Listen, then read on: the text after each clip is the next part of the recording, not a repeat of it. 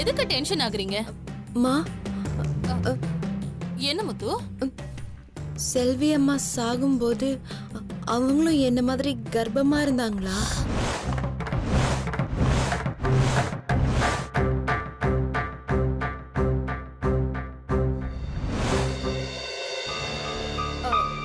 ஆமா, அதனாலதான் நானும் செல்வி மாதிரியே கர்ப்பமா இருக்கேன்னு சொல்லிட்டு இருக்கேன். சரிங்கம்மா. போ. ஏய், என்னடி இவ்ளோ தெளிவா கேள்வி கேக்குறா? நீ நினைக்கிற மாதிரி இவ ஒண்ணும் தெரியாத லூசு இல்லடி. உஷாரா இல்லனா நம்ம எல்லாரையும் லூஸ் ஆக்கிட்டு போயிடுவா போல இருக்கு.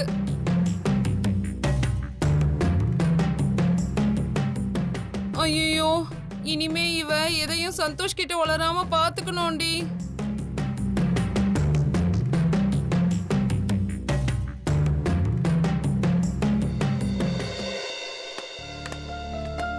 Good morning. Good morning.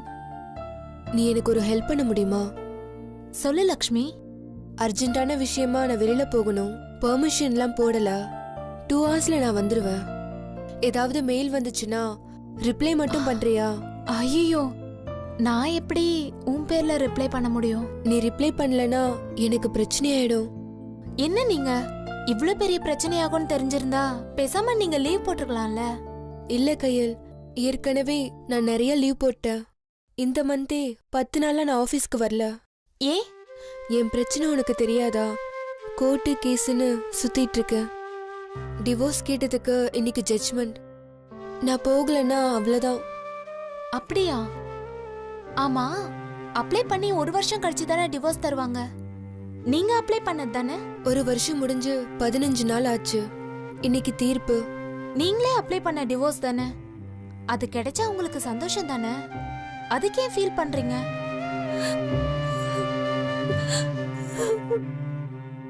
Apply பண்ணும்போது எனக்கு தெரியல எதுக்கு மனஸ்தாபத்தோட வாழணும். பேசாம டிவோர்ஸ் பண்ணிடலான்னு தோணுச்சு. ஆனா இப்ப ஏன் அப்படி பண்ணணும்னு தோணுது. நாடே அப்படிதான் இருக்கு. புருஷன் சரியில்லைன்னு சொல்லிட்டு தான் நாம அவங்கள டிவோர்ஸ் பண்ணலான்னு நினைக்கிறோம். ஆனா இங்க எந்த ஆம்பளைங்களும் சரி கிடையாது. எல்லா ஆம்பளைக்கும் ஒரு பொண்ணு வேற விதமா தேவைப்படுறா. எல்லாரும் அப்படி இல்ல லக்ஷ்மி. அந்த அனுபவம் உனக்கு இல்ல கையல். பசங்களோட மைண்ட் செட்டே வேற.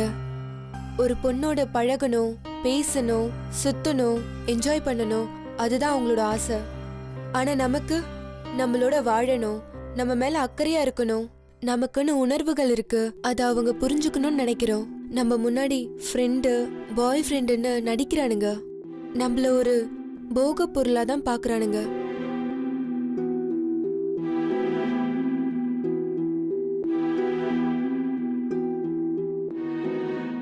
இந்த ஆபீஸ்லயே நிறைய பேரு புருஷனை டிவோர்ஸ் பண்ணிட்டு யாரையும் நம்ப முடியாம வாழ்க்கைய வெறுத்து போயிருக்காங்க. ஆனா அதெல்லாம் வெளியில சொல்ல மாட்டாங்க. புருஷன் கெட்டவனா இருந்தாலும் சொந்த பந்தம் எதிர்க்க 1000 பேர் ஆசீர்வாதத்தோட தாலி கட்டிட்டோமே, அவங்களுக்குலாம் பதில் சொல்லணுமேன்னு பயந்து போய் நம்மளோட வாழ்ந்துருவாங்க. ஆனா எந்த கமிட்மெண்ட்ஸும் இல்லாம நம்ம கூட காஃபி டே, பீச்சு, பார்க்குன்னு சுத்திட்டு போன்ல பேசிக்கிட்டே இன்னொரு பொண்ணுக்கு மெசேஜ் அனுப்புவாங்க. அவனுங்கெல்லாம் புருஷன் மாதிரி யோசிக்க மாட்டாங்க. நம்மள பிடிக்கல நினைச்சா தூக்கி போட்டுட்டு போயிட்டே இருப்பாங்க. உங்களுக்கு தான் எல்லாமே தெரியுதுல, அப்படியே இந்த டிவோர்ஸ் கேன்சல் பண்ணிடலாமே. இல்ல கையல், அவரை நான் ரொம்ப இக்னோர் பண்ணிட்டேன்.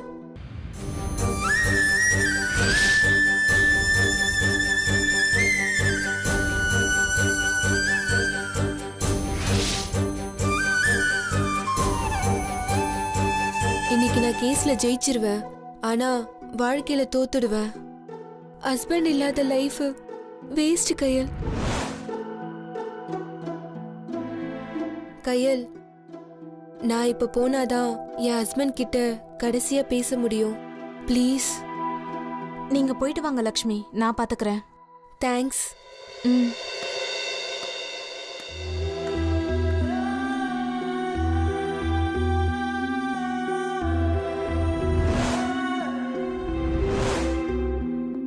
என்ன உலகண்டா இது?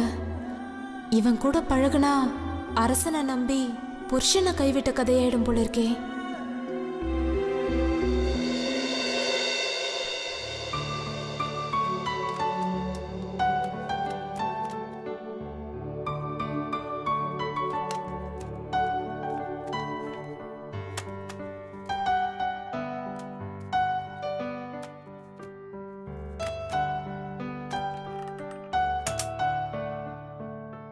முத்து, ஐயா.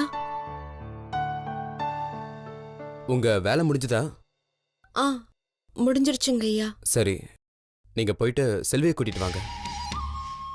செல்வினா மாயாமாவை தானே கூட்டிட்டு வரணும். பாவம், எவ்வளோ நாள் தான் இவரையும் இப்படி ஏமாத்திட்டு இருக்க முடியும்? மாயாமாவும் பாவம், எவ்வளோ நாள் தான் அவங்களும் நடிப்பாங்க. ஐயா. என்ன முத்து, இன்னும் நீங்க போகலையா? இல்லைங்க ஐயா, உங்ககிட்ட ஒன்று கேட்கணும். பரவாயில்லையே, நீங்களும் வாயை திறந்து பேச ஆரம்பிச்சிட்டீங்க. சொல்லுங்க முத்து, என்ன விஷயம்? இல்ல, கேட்டா திட்ட மாட்டீங்களே. நான் திட்டுற அளவுக்கு அப்படி என்ன கேட்க போறீங்க? அது சரி, நான் திட்ட மாட்டேன், சொல்லுங்க. இல்ல, செல்வி அம்மா. என்ன முத்து, செல்வியை பத்தி ஏதாவது சொல்லணுமா? ஆமா. சொல்லுங்க. இல்லைங்க ஐயா. முத்து, எனக்கு அனாவசியமா இது வரைக்கும் கோபம் வந்ததில்ல. நான் கோபப்படுற அளவுக்கு நீங்க எதுவும் கேட்க மாட்டீங்கன்னு நினைக்கிறேன். சொல்லுங்க முத்து, சொல்லுங்க, எதுவா இருந்தாலும் சொல்லுங்க. அது சொல்லுங்க முத்து. இல்ல, ஒருவேளை செல்வி அம்மா செத்துட்டா என்ன செய்வீங்க? என்ன என்ன சொன்ன? செல்வி அம்மா செத்துட்டா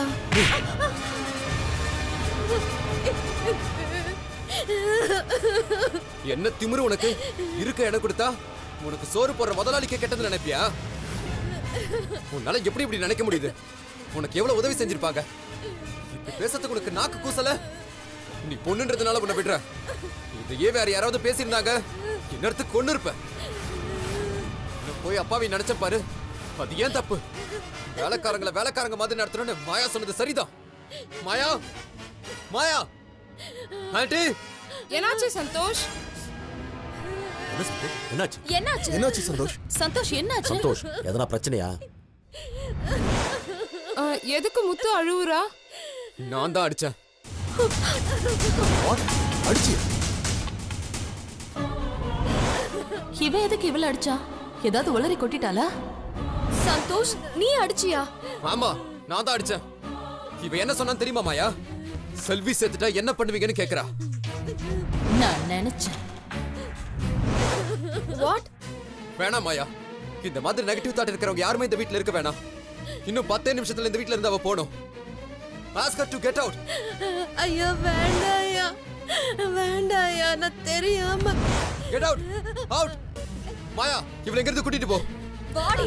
ஐயா, வாடி. ஐயா, வேண்டாம், வா.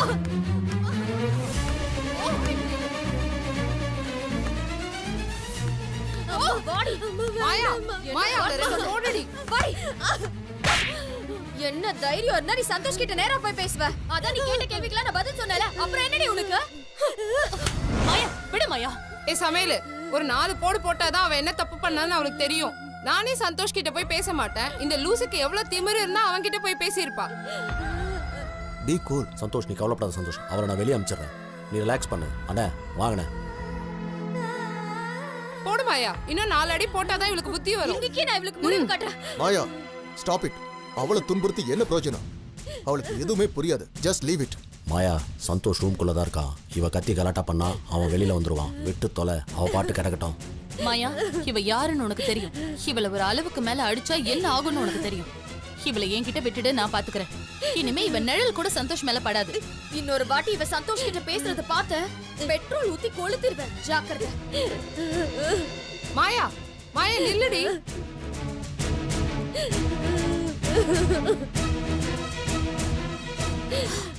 முத்து, அழாத முத்து, அழாத.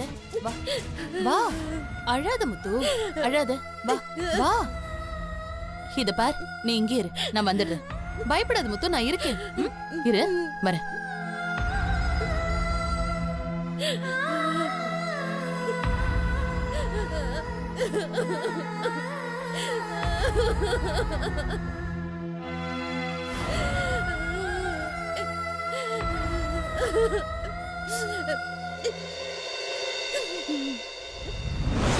அவன் சொல்லவே இல்லையாடா? சரி சரி சரி கேக்குறேன். பிரபா அக்கா டேய் இருடா நான் கூப்பிடுறேன்டா இருடா. என்னக்கா இங்க? இவங்க ஸ்கூல்ல பேரண்ட்ஸ் மீட்டிங்கா, இவன் நிறைய மார்க் வாங்கினான்னு சொல்லி பாராட்டினாங்க. அப்படியா? ஆமா மாமா. டேய் சூப்பரா குமார், நல்லா படுறா. சரி மாமா. இந்த பிரபா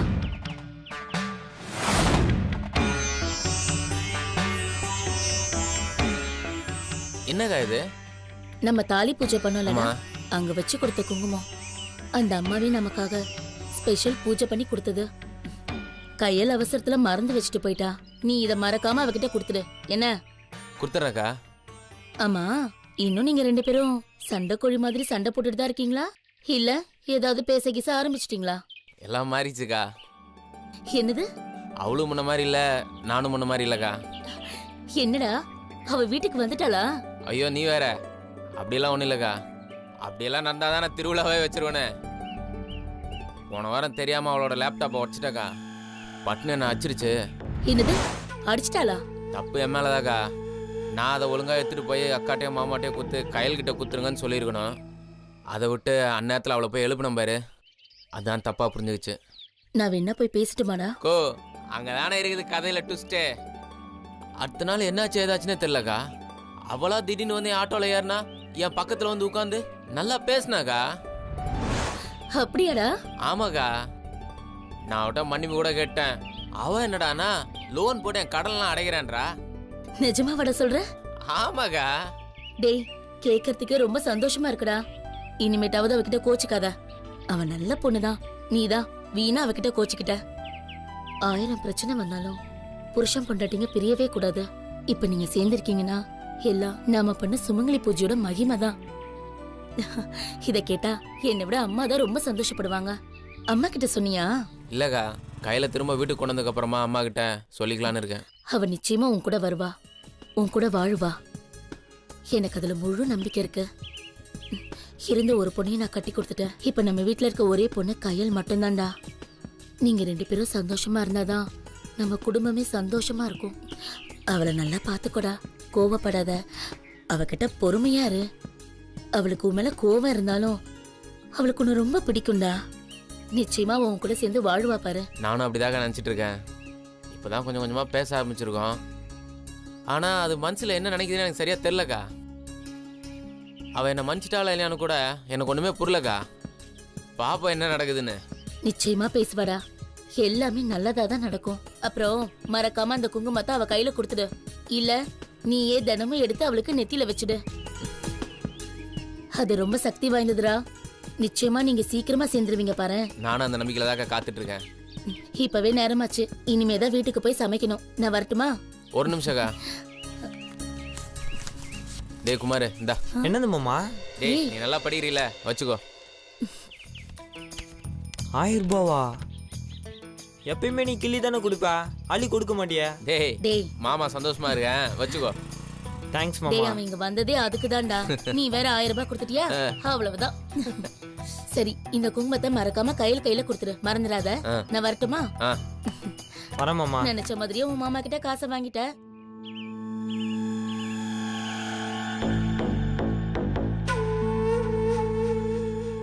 மாஜல் வரை கொண்டு வந்து விட்டு 10 ரூபாய் என்ன விட்டாம பாரு ஒண்ணு.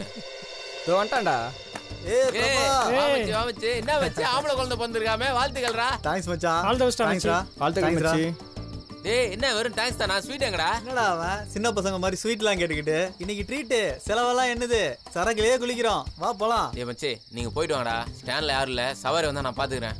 பாருடா மச்சானுக்கு குடும்ப பொறுப்பு வந்துருச்சு போல. சவாரிலேயே கண்ணா இருக்கான். சவாரிலாம் அவனுக்கு கண்ணில் மிச்சு. கொஞ்ச நாளா குடிக்க மாட்டேங்கிறான். யாரு? நம்ம பிரபாவா? அப்பா 602. என்னதுடா 602? இது வரைக்கும் 601 வாட்டி குடிக்க மாட்டேன்னு சொல்லியிருக்க. இது 602. மச்சி நல்லவனானு அப்பப்ப தோணும்டா. அதெல்லாம் வாழ்க்கைக்கு செட் ஆகாது. டேய் இல்லடா, இனிமேல் குடிக்க மாட்டேன்னு சொல்லிட்டு அம்மாவுக்கு சத்தியம் பண்ணி கொடுத்துருக்கேன்டா. நான் வரலடா, நீங்க போயிட்டு வாங்க. அம்மாவுக்கு சத்தியம் பண்ணிட்டியா? அப்ப கஷ்டம்தான். சரி மச்சி, நீ வேணா சைடி சாப்பிடு, நாங்க சரக்கு சாப்பிடுறோம். நீ இல்லாத கொண்டாட்டமா? தயவு செஞ்சு கிளம்பு. டேய் இல்லடா. அட அதெல்லாம் ஒண்ணு இல்ல, வா மச்சி. டேய் வாடா மாட்டீங்களா நீங்க? உட்கார்றா. டேய் நீ குர்றா. Thanks மச்சான். குர்றா.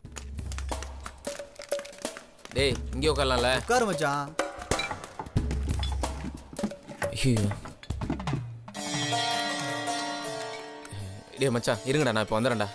எங்க போற? இருங்க இப்போ வந்துடுறேன். மச்சான் இருங்க, நான் வந்துடுறேன். எங்கடா போற?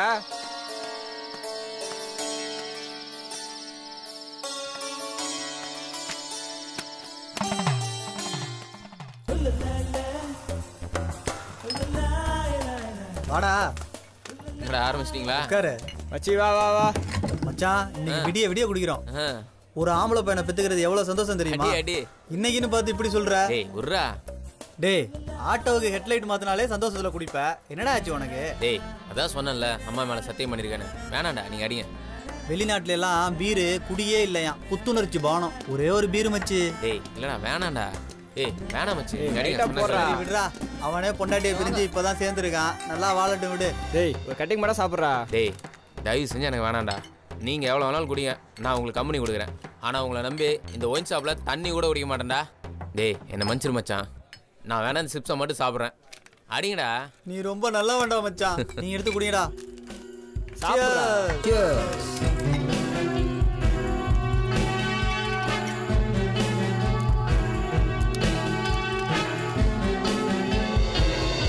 மச்சான் கையில் என்ன மாதிரி பொண்ணு தெரியுமா? சான்ஸே இல்லைடா. ஃபீலிங்ஸில் பேசுறியாடா? டேய் தப்பாக பேசாதடா. அவங்க மற்ற பொண்ணுங்க மாதிரி இல்லை. இது வரைக்கும் நான் பார்த்த பொண்ணுங்களே ரொம்ப டீசெண்டான பொண்ணுடா கையில். டேய் உன்னை பற்றி எனக்கு தெரியாதாடா? மச்சான் சத்தியமாக சொல்கிறேன்டா. நானும் முதல்ல கையில் அழகாக இருக்காங்கன்னு தான் பேச ஆரம்பித்தேன். ஆனால் பழக பழக தான்டா தெரிஞ்சுது அவங்களாம் வேற லெவல்ரா. இப்போ என்ன தான் சொல்ல வர? அது எப்படி சொல்கிறது? நம்ம ஜெனிஃபரை பார்த்தேன்னு வச்சுக்கேன், எனக்கு அப்படியே கில்மாவாக தோணும்.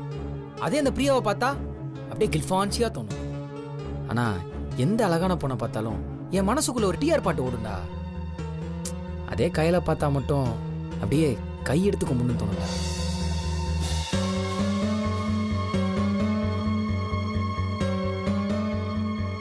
எனக்கு மட்டும் இல்லைடா, அவங்க கூட யார் பழகினாலும் அவங்கள மதிக்கணும் தாண்டா தோணும். ஒரு நிமிஷம் கூட தப்பான எண்ணத்துக்கு இடம் கொடுக்காத பொண்ணுடா அவங்க. என்ன இவன் கையில் பற்றி இப்படி சொல்கிறான்? ஃபோன் பேசுகிறாங்க, என் கூட நல்லா பழகுறாங்க. ஆனால் அவங்க எப்படி தெரியுமா? இந்த தாமரை இலை மேலே தண்ணி இருக்கும்ல அந்த மாதிரி. இல்லை இல்லை தேங்காய்க்குள்ளே தண்ணி இருக்கும்ல அந்த மாதிரி. அவள் தேங்காய்ன்றியா தண்ணின்றியா? ஏய் தேங்காடா மாங்கா. நான் சொல்கிறது கேளு. அவங்க சிரித்து சிரித்து பேசுவாங்க, நல்லா பழகுவாங்க. ஆனால் அவங்க நெருப்பு மாதிரி மச்சான், நெருப்பு மாதிரி. தேவையில்லாதவங்ககிட்ட ஒரு வார்த்தை கூட பேச மாட்டாங்க. ஏன் 10 மணிக்கு மேலே நானே கால் பண்ணாலும் எடுக்க மாட்டாங்கடா. அவங்க யார்கிட்ட பேசுகிறாங்களோ அவன்லாம் ரொம்ப கொடுத்து வச்சவன்டா. என்ன இவன் நம்ம கையில் இப்படி புகழ்றான்? அவன் மேலே இவ்வளோ மரியாதை வச்சுருக்கானா? அப்போ கையில் ஆஃபீஸில் இப்படி தான் இருப்பாளா? நம்ம பாட்டுன்னு இவன் மேலே பொறாமப்படுறோம். அவன் நெருப்பு மாதிரின்றான். ஒருவேளை நாம தான் கையில் தப்பாக புரிஞ்சுக்கிட்டோமோ? ஆமாம் அவங்க சாமி தான். இப்போ என்னன்றா? இவ்வளோ சொல்லி அவங்க ஒர்த்தே உனக்கு புரியலனா நீலாம் வேஸ்ட்டுடா.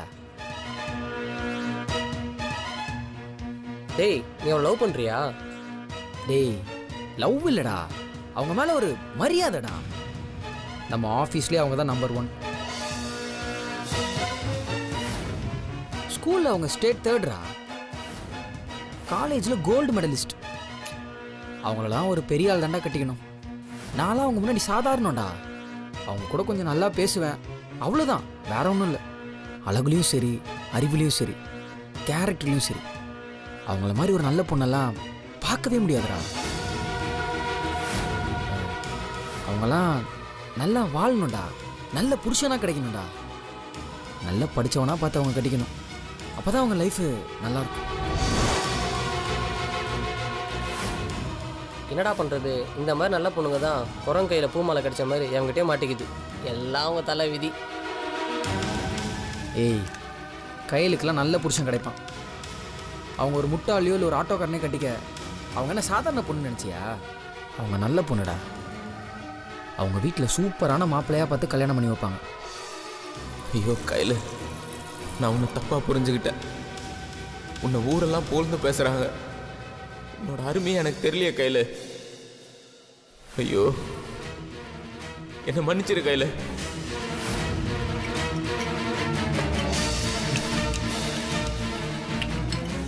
என்னடா அவன் குடிக்க மாட்டேன் கிடிக்க மாட்டேன்ட்டு ராவா அடிக்கிறான். ஏய் என்னடா அடப்பாவே எல்லாத்தையும் காலி பண்ணிட்டான்டா. மச்சான் சூப்பர்ரா, இதான் எதிர்பார்த்தோம் அவங்ககிட்ட. ஏய், உன் குடும்ப சந்தோஷத்துக்காக நீ குடிக்கிற, என் குடும்பத்துக்காக நான் குடிச்சேன். வரட்டா? சரா போயிட்டு வா. பாத்துரா. ஏய் நீ எப்படா ஃபுல்லாக என் ட்ரீட்டு தான் இன்னைக்கு.